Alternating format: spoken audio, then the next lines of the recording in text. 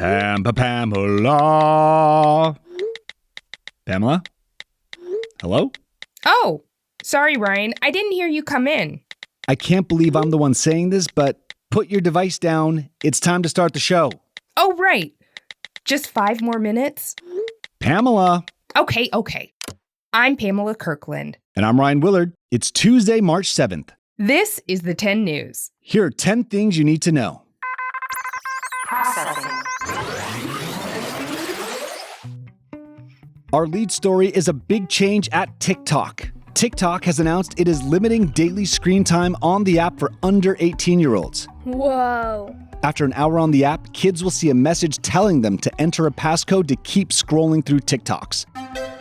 The social media platform is responding to concerns about how long teens spend on the app and on social media in general.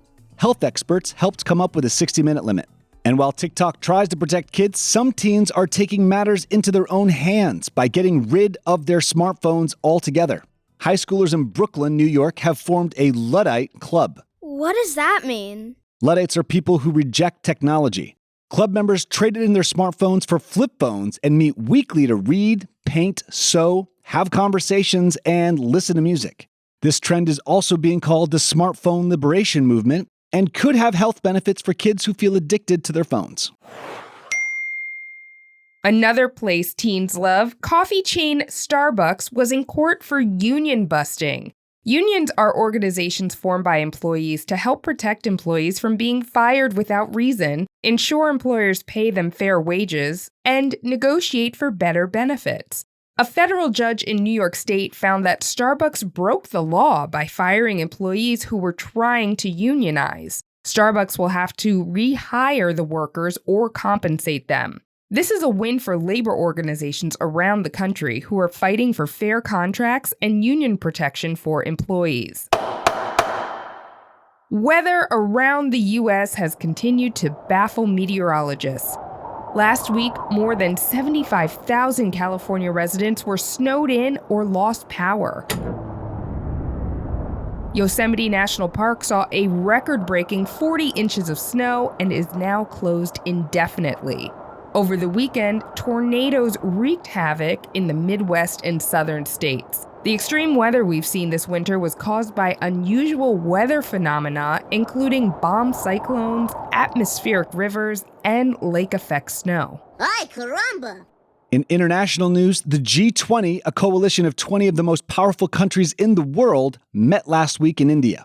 Together, these 20 countries represent 2/3 of the global population and 85% of the world economy. Delegates from each nation get together several times a year to discuss world events. Tensions were high over the war in Ukraine, but leaders are also discussing the COVID pandemic and the high prices and inflation facing many nations.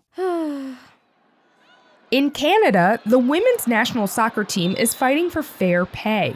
The players agreed to an interim pay, but are hoping to be paid the same rate that the men's team earns. A few weeks ago, when the women's team threatened to strike, the Canadian soccer organization told players they would sue if the players went on strike.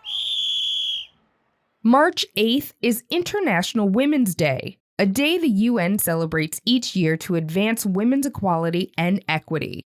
This year, the theme is innovation and technology for gender equality.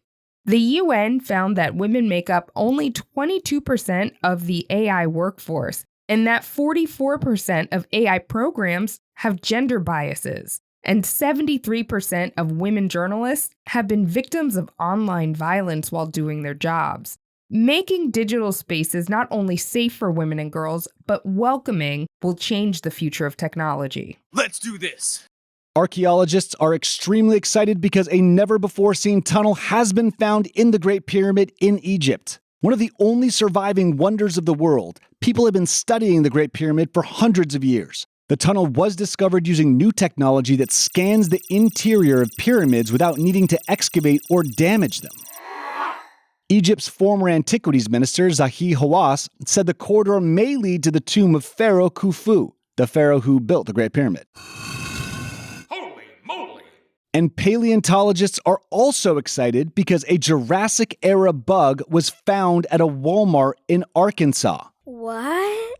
The giant lacewing is a species of insect that lived at the time of the dinosaurs and hadn't been seen in North America for almost 60 years. A bug expert found the giant lacewing sitting on the side of a Walmart in 2012, but only just realized what species the bug was. Holi, Hinduism's spring festival of colors, starts March 8th. The festival has ancient origins in India and celebrates the triumph of the good over evil and the first harvest of spring. During Holi, people throw colored powder and water on each other to celebrate, and each color has a special meaning. Blue represents the Hindu god Krishna, and green represents the return of spring. Cool. That was 10 things you need to know. Do me a favor, check out tomorrow's episode because it's our Holi celebration. I'm Pamela Kirkland. And I'm Ryan Willard. Thanks for listening to the 10 News. Data transfer complete.